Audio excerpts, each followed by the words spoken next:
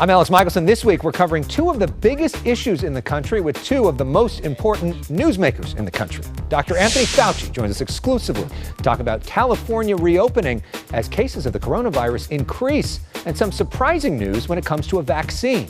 And the chair of the Congressional Black Caucus, Karen Bass, on the legislation she just wrote that could dramatically change policing in this country. The Issue Is starts right now.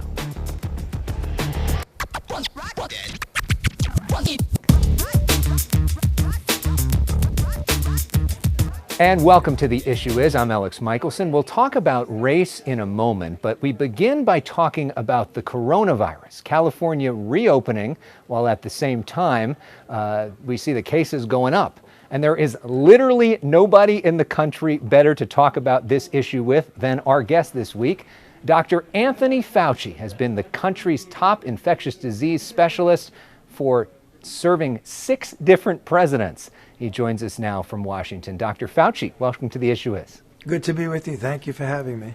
Okay, so let's talk about what a lot of people feel right now might be arbitrary in terms of the country's reopening.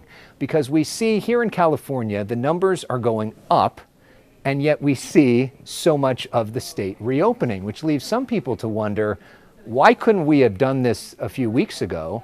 And is it really safe to be doing this now? Yeah. Well, you know, California is a big state. And, you know, one of the things we have to be careful of when you talk about reopening, first of all, if you look at the country as a whole, it's so heterogeneous that you can't say what's happening in New York is necessarily the kind of guideline that you'd want to apply to a situation where you have a county which maybe has no infections.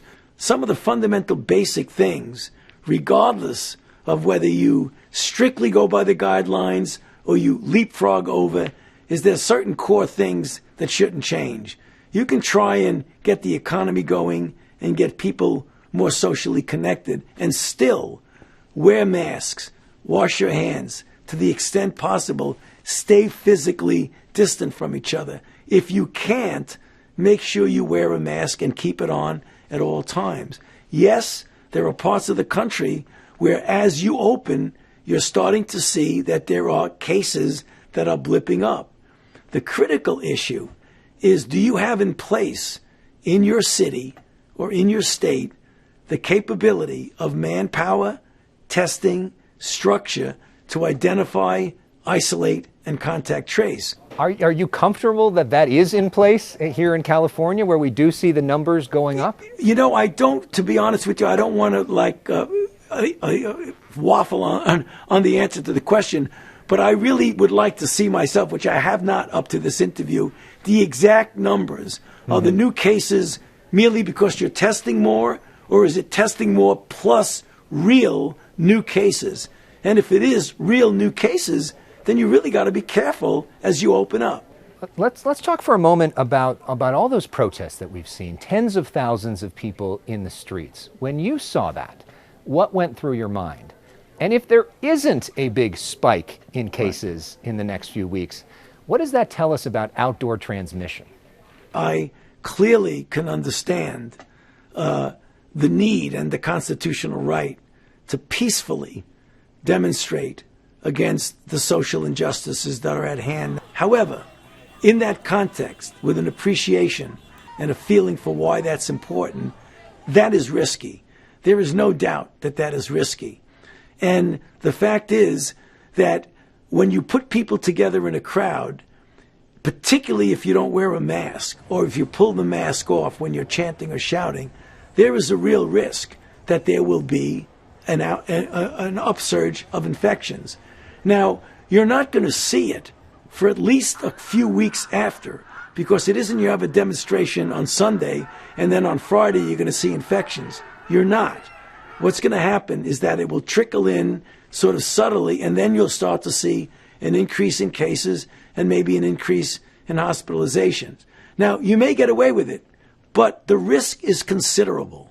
But if there's a slight uptick but not a big increase in deaths, does it tell us that outdoor transmission, not that big a deal? No, I mean, I think you've really got to be careful about that. I wouldn't say it's a big deal. You may just be lucky at this particular point that it didn't happen. Outdoor transmission, as a fact, is less efficient than when people are enclosed in a room. There's no doubt about that. But still, we recommend when people are outside and cannot avoid being within that physical distance that we recommend, that they wear a mask. Now, speaking of that, President Trump is going to start holding campaign rallies within the next week. That's a large-scale event. He's asking his supporters to sign liability waivers. Is that sort of event recommended right now? And did he check with you if something like that is a good idea? The president gets advice from any of a number of different factors in the White House. So the only thing that we can do is that we would make a recommendation. But the ultimate decision is made based on input. Would you recommend that that's a good idea to get a bunch of people together in an arena? Is that a safe thing right now? No, I mean, I've said it over and over again. I'm not going to change my tune right now. When you congregate people together in a crowd and there is infection dynamics in a given community, that is a risk for spreading infection. So what's the relationship like? Because we saw all of those briefings with the task force, and now we don't see it as much. Are you talking with the president every day? No. What's the status of the coronavirus task force? Well, we had a meeting yesterday. It was a good meeting. It's true that the task force, as such, does not meet 7 days a week the way we used to when we were in the explosive component of it. Right now, we still meet. We meet about 2 times a week. I met with the president just last Tuesday when I gave him a briefing on our vaccine work. Let's talk for a moment about vaccines. What is the status of that, and do you think we're going to see a vaccine by the end of the year? You know, I think we will know if we have a safe and effective vaccine by the end of the year. There's never a guarantee that you will have a safe and effective vaccine, but I'm cautiously optimistic given what we've seen and given where we are right now. In the trials, we'll be starting a large efficacy trial in July, the first week or two in July, with one candidate. There'll be other candidates, several, that in sequence, sort of every month or so, one coming in August, one in September, one a little bit later. So we feel, based on the data that we've already seen, cautiously optimistic that we might have a vaccine, and that would be available either by the very end of this year or in the first couple of months of the 2021. Hopefully, we'll be able to scale up, we're already doing that, to get doses that will be able to cover the people who need it. But again, there's no guarantee because vaccines are not easy to do. That's very encouraging news to hear you say that. I want to take one moment, just as we wrap up, to talk about you.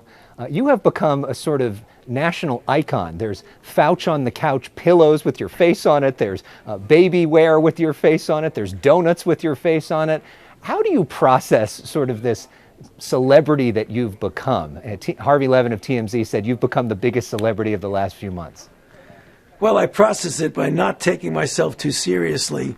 Once you start believing all of that, then you get into a world of unreality. I know where I am. I'm a public health official. I'm a scientist. I've devoted my entire professional life to the public health, and that's what I want to do. The situation with regard to the other things that you're talking about, I think what the country needs, as needed, is someone who can speak the truth, who can give good information, and give it in a way that's measured and calm and being realistic. And last question, one fun thing. I know you're a huge basketball fan. I'm a huge basketball fan. We're getting word that the NBA is coming back. Who's going to win the NBA Finals this year? Well, you know, I have to say the Lakers for sure. Yes, good answer. We Right. like that. The question's going to be, can we have a parade? Well, I don't know about that. Yeah. All right. Well, thank you very much. We're sending this message to LeBron James, Dr. Fauci, officially picking the Lakers to win the NBA championship. We appreciate it. Thank you for all your service to our country. It is a great honor to talk with you, sir. Thank you. Good to be with you. Coming up next, a conversation about race with Karen Bass, the chair of the Congressional Black Caucus. This week, she attended George Floyd's memorial. We go to break with music from Neo from that event. It's so hard to say goodbye to yesterday. A profession where you have the power to kill should be a profession that requires highly trained officers who are accountable to the public. Congresswoman Karen Bass of Los Angeles is leading the Democrats' effort in Congress to pass a police reform bill. She's the chair of the Congressional Black Caucus, and she joins us now via Skype from Washington, D.C. Congresswoman Bass, welcome back to The Issue Is. Thank you. Thanks for having me on. You know, we had you on 2 weeks ago. I've never had a guest back on so quickly, but it is remarkable in 2 weeks how it seems like the entire world has changed, and you've been in the middle of the national debate that entire time. Can you process all that's happened in the last 2 weeks? No. You know, it really has been very dramatic. And you know what is so sad? Because I think that the world stopped for a minute when they watched George Floyd be slowly tortured and killed. And I think that has been the catalyst for just tens of thousands of people out, not just around this country, in every state in the union, but also around the world. And so it presents an opportunity for us to make a significant transformative change in policing in the United States. And that's what's happened over the last couple of weeks. Well, let's talk about what you want to do. We want to put up on the screen some of the main bullet points of the legislation that you are trying to pass. Let's put it up on the screen. And we're talking about police reform. Here are some of the main points. It would be require body and dashboard cameras, limit transfer of military weapons to state and local departments, ban chokeholds, no-knock warrants in drug cases, and it also lowers the bar for qualified immunity, which shields police from lawsuits. Those are some of the key parts of your policing act. What's the status of it? We hear that Kevin McCarthy, your friend on the Republican side, the leader, maybe says we should ban chokeholds. Well, I just hung up with him about an hour ago, and so we're starting conversations. We'll be talking over the weekend, and so we are in an incredibly good place. We actually have a vote in committee next week, and then the week after that, we'll have a vote on the floor. And let me just tell you that when you introduce a massive bill like this, it usually takes a long time to get enough votes to pass, and I'm talking about Democratic votes. Well, we're already to the point where we have enough votes to pass off the floor even before it's out of committee. And I think that is completely because of the momentum in the streets. The country is ready for a change. I've been involved in this issue for years, and I have never seen polling that shows that 70% of the American people have said enough is enough. We have seen enough videos, and another one surfaced today. So the country's ripe for change, and we're going to make that change happen. I promised George Floyd's brother that we were going to make this happen. So you got off the phone with the Republican leader. What did he tell you, and where is their agreement? Well, we didn't get into the details, but basically what he said to me, and I know he said in the press, and we talked the other day as well. We've had a couple of conversations that he's very interested in doing something. He's looking over the bill. He wants our staff to get together and talk over the weekend. And so we agreed to check in. But I will tell you that after we did the hearing this week, I have a long list of Republican colleagues that I have to return their phone calls. I just haven't had a chance to return all the phone calls. Number of my Republican colleagues are calling, saying we want to do something, we need to do something. I've never seen this before. We're going to follow this momentum to the finish line. One of the criticisms of the bill is that it doesn't do enough to address the issue of police unions. There's a lot of activists who feel like police unions are too strong in this country and they make it too hard to fire a bad cop. Do you think that police unions are too strong? Well, I think that they can be, but I think if you talk to the police unions, I'm not sure that they would agree with the activists. But I do want you to know that I just left a message for the Fraternal Order of Police. I will be talking to him very soon. They did a letter, actually, and it wasn't a letter saying we're in love with the bill, but they also didn't say they hated it. That was a really big deal for the national organization to submit a letter. And that gave a lot of encouragement, I think, to both sides. I also met this week in Houston with the chief of police, Chief Acevedo, and he is the president of the National Police Chiefs Association. And he actually gave very positive testimony the other day. So you know what? I just think that the murder of George Floyd was just too much.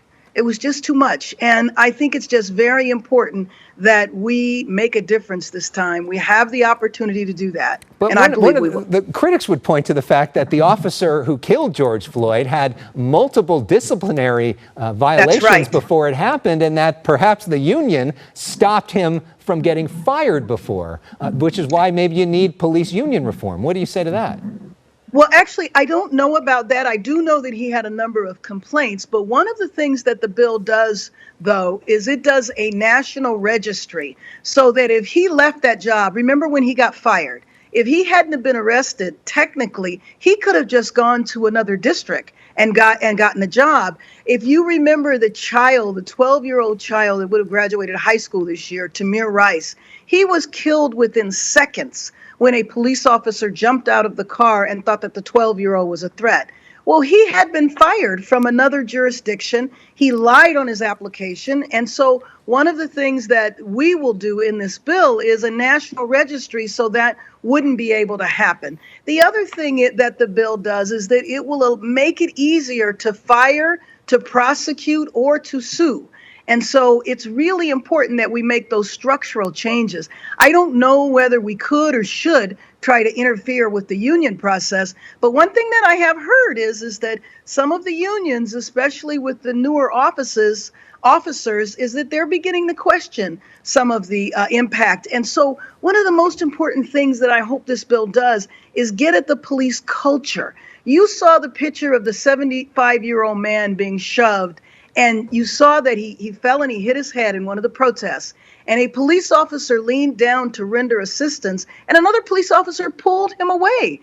That was terrible. But the police culture that says, we know we can act with impunity because the law is on our side. And so if I kill somebody, how is it going to matter? I mean, that officer that killed George Floyd had his hand in his pocket. He was looking straight at the camera while he choked him to death. Right. He didn't care because he felt nothing was going to happen to him. Activists say it's time to defund the police. Do you think it's time to defund the police? No, I don't think it's time to defund the police. But let me tell you what I do think. And I agree with this. And you know I've worked on this for years. I think our budgets are out of balance in the city, in the state, and in the nation.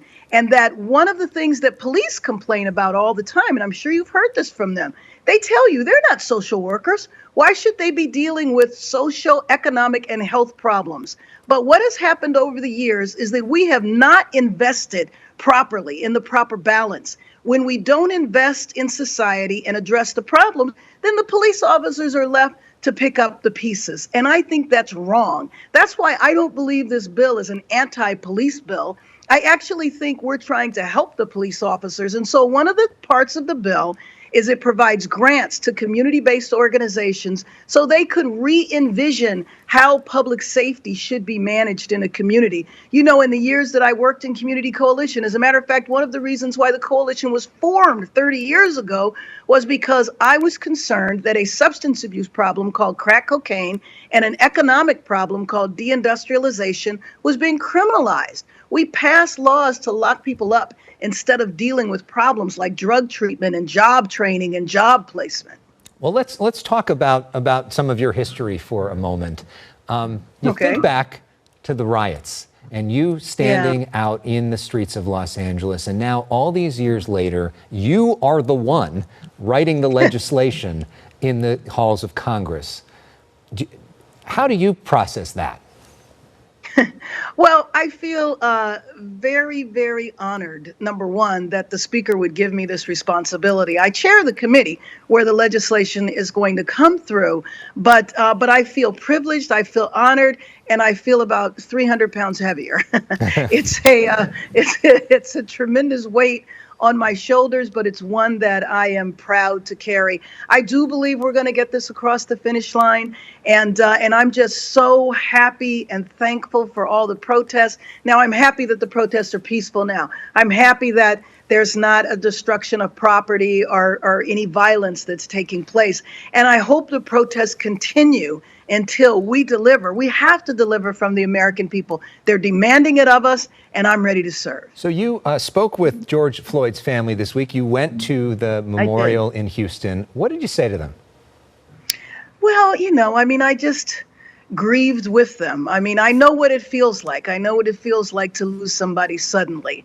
And it just broke my heart. It broke my heart to see how big the family was and just how they were just devastated. But you know what? I also looked up at this incredible portrait of George Floyd. And the year he was born, 1973, that was the year that I got involved in this work. In Los Angeles, it was an organization called the Coalition of Police Abuse. We had a really bad police chief at the time in LA. And I looked up and I said, that was 47 years ago, 47 years later. And here I am in the position to actually help make a difference. What I was trying to do 47 years ago was trying to make a difference. It's the same thing I'm doing today. And one of your positions now, you are the chair of the Congressional Black Caucus. And a lot of members of the African American community have expressed discomfort with the fact that President Trump will be holding a rally next week in Tulsa, Oklahoma, which was the site of one of the worst massacres of African Americans in this country. He's doing it on June 19th, which is the anniversary of the abolition of slavery. Do you think there's a chance that this is just a coincidence? Do you think he's trolling you? What do you think's going on here? No, I've raised that with people in the administration. It was like, are you really trying to fan the flame? Doing what he's doing is like desecrating the statue of Martin Luther King. I consider it an aggressive move. I consider it despicable.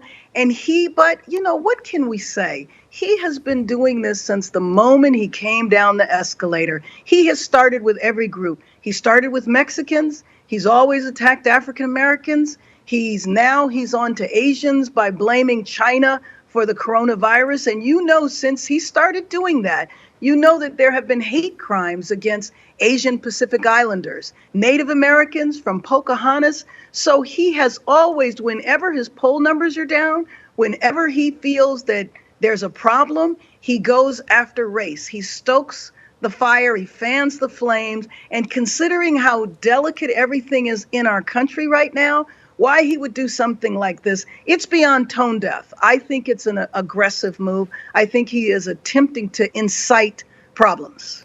We're going to have more with Congresswoman Bass up next, including a discussion of her future, a lot of talk about that, and the massive cultural changes that are underway. Reminder, check out our website, theissueisshow.com, and send us an email, theissueisshow@foxtv.com. Stay with us. I'm joined now by Congresswoman Karen Bass. The chairwoman of the Congressional Black Caucus, Democratic Congresswoman Karen Bass. Congresswoman Karen Bass. Congresswoman Karen Bass has literally been everywhere in the last couple of weeks in her role as chair of the Congressional Black Caucus. Proud to say, of course, she was here on The Issue Is first. Congresswoman Karen Bass joins us now. It feels like we're proud our girl's going off and being a big star in the last couple of weeks. It's been kind of a remarkable moment for you. We've seen profiles of you in the Wall Street Journal, the New York Times, the Washington Post, the LA Times, all within the last week and a half. And one of the things that we're starting to see in print is a discussion of you as one of the most likely people to be the next Speaker of the House. Is that a job you would want? And what do you make of that attention? Well, I don't know. I certainly watch Madam Speaker, and she is an amazing leader, and I'm honored to serve as a member of her caucus. And I don't believe she's going anywhere. I don't want her to go anywhere, so I'm doing just fine. Of course, Karen Bass was the Speaker of the California Assembly, the first African-American woman to hold that role. But there is one job that's open right now. And that, of course, is Vice President nominee for Joe Biden. There's so much discussion about potentially having an African-American woman in that role. Why not you? Well, that's a little overwhelming. Obviously it would be an incredible honor. But I do think that the vice president, or at least the list that everyone is talking about, is an amazing list of women, most of whom I know. Very proud of our senator. And so we'll see. We'll see what the vice president does. I have been honored that he appointed me to co-chair a task force with a representative from the Sanders campaign, and we're wrapping up our work now, helping to develop the platform around the economy. And so it's an additional job I have, and I'm very proud to serve. I just can't wait until January of 2021, and I'm counting the days until the November election and hoping that we make it there. We've heard from other candidates for that VP slot that say that they are being vetted. Are you being vetted for that job? No, no, I'm not being vetted unless it's in secret and I don't know about it. No, I'm not being vetted. And if you were offered it, would you accept it? If I was offered it, of course I would. Yeah. Of course I would. Sure. I would be honored to serve with the president. That just seems pretty amazing now. Let's talk for a moment, all that attention on you. There's also been tremendous cultural changes just in the last couple weeks. Like, for instance, sort of a lighter note, but still a significant thing. We got a black bachelor coming to ABC. I don't know if you heard that. They just announced that for the first time in the 150 seasons of The Bachelor, that there's going to be an African-American leading that. We've also seen, things like Cops is being taken off the air, Live PD being taken off the air, a reevaluation of how corporations do things. Do you think that some of this is an overreaction? Do you think this is appropriate? What do you make of this cultural moment? Well, I definitely don't think it's an overreaction, and I think all of it is positive, and it needs to continue, but it also needs to not be symbolic and not be superficial. So, for example, I've certainly seen a number of corporations talk about increasing their philanthropic giving and all. But, I would also like to see their board of directors. I'd also like to see their executive staff, not just their line staff.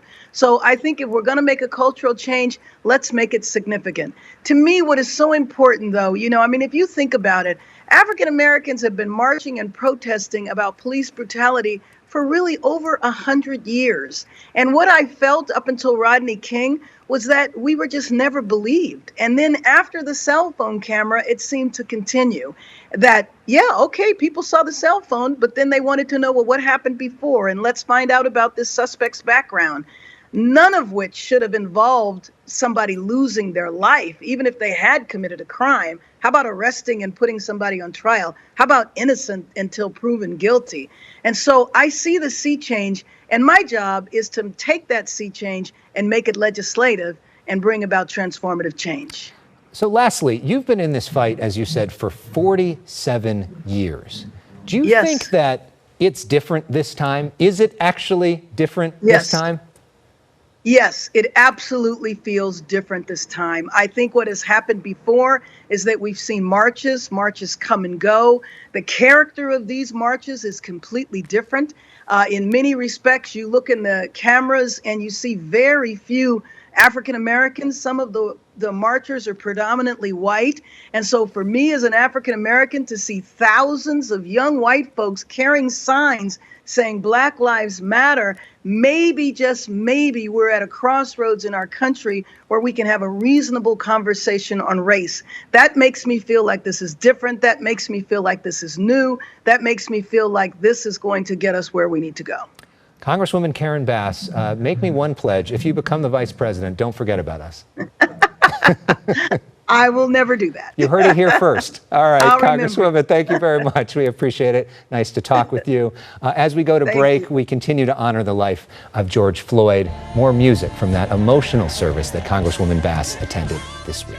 Final words when we come back.